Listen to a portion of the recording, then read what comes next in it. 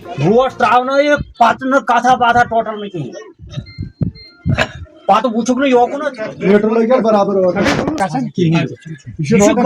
Sir गरीब जबरदस्त अड़े जमीन मेहरबानी कर तो असल ये तम पंजाब चलम बिचार नफर आज हमारे डिस्ट्रिक्ट शोपियान के जो डिस्ट्रिक्ट सेक्रेटरी है आबिद हुसैन खान, उन्होंने हमें आज यहाँ पर बुलाया और बोला कि ये जो दशनू एरिया है हिरपुरा का, तो यहाँ के लोग बहुत प्रॉब्लम में है। तो आज मैं अपनी टीम के साथ यहाँ आया और जब मैं यहाँ आया तो मैंने पहले देखा कि यहाँ की रोड कनेक्टिविटी जो है वो बिल्कुल है ही नहीं यहाँ पर। मुझे याद है लास्ट टाइम जब एलजी शासन था तो इस रोड में मैग्नेमाइजेशन हम नहीं करवाई थी, लेकिन जब से सरकार बनी हुई है, आपको खुद भी आपने देखा होगा यहाँ के लोग क्या कह रहे थे। यहाँ के लोगों को मीटर लगाने पे मजबूर किया गया है। आप देखिए इलेक्ट्रिक पोल्स नहीं है यहाँ पर, इलेक्ट्रिक वायर भी नहीं है यहाँ पर। अभी पोल और वायर देने से पहले वो यहाँ के जो मीटर्स है वो इंस्टॉल करना चाहते हैं। तो आप खुद भी देख लीजिए कितनी गुंडागर्दी कर रही है नेशनल कॉन्फ्रेंस की सरकार।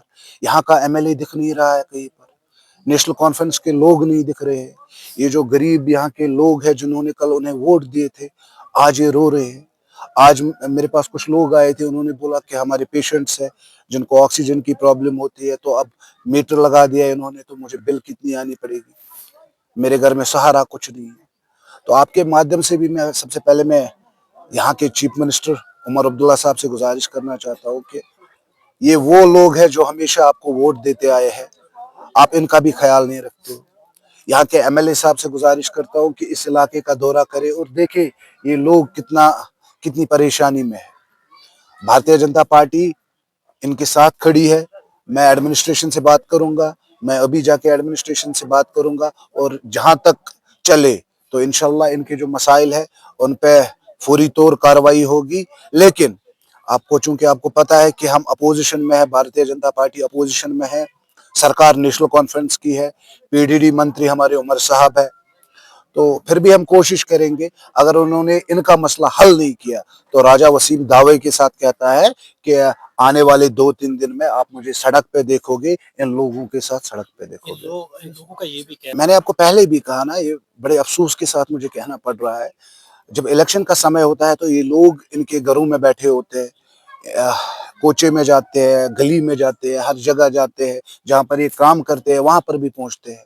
लेकिन जब वो इलेक्शन जीतते हैं तो फिर इन लोगों को वो अपने घर आने भी नहीं देते। तो अब क्या है कि इनको भी अब मैच्योर होना चाहिए, इनको भी चाहिए कि अब ये मैच्योर बने, इनको भी चाहिए कि अब ये सोचे कि हमने वोट किसको देना है। अब ये आपको पता है नेशनल कॉन्फ्रेंस की परंपरा रही है कि जब वो इलेक्शन में कैंपेन करती है तो इनके साथ इतने वादे करते हैं कि हर कोई इंसान कहता है कि नहीं जी मैं वोट नेशनल कॉन्फ्रेंस को ही दूंगा। लेकिन जैसे ही वो सरकार में आते हैं, जैसे वो उमर साहब या फारूक साहब कुर्सी पे बैठते हैं, तो फिर उनको लंदन याद रहता है, कश्मीर याद नहीं रहता है।